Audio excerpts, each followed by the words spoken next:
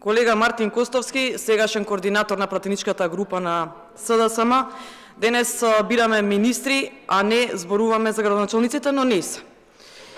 Ја очекував дека ќе го одбраните вашиот сограѓанин Оливер Спасовски, бившиот министер за внатрешни работи. Патем ти го поддржа Оливер Ивановски, кој што беше кандидат за градоначалник од вашата општина и кој што изгуби. Кого поддржавте, а кој не изгуби? Вие си ја продадовте својата куќа, својата држава и сега говорите исто како кираџи во својата куќа, но тоа е ваш проблем. За мојот доживљај воопшто да не се грижите. Треба повеќе да се грижи за твојот доживљај кога ќе одговараш за законот за употреба на јазици, кој што како директор на службениот весник го објави без подпис на председателот.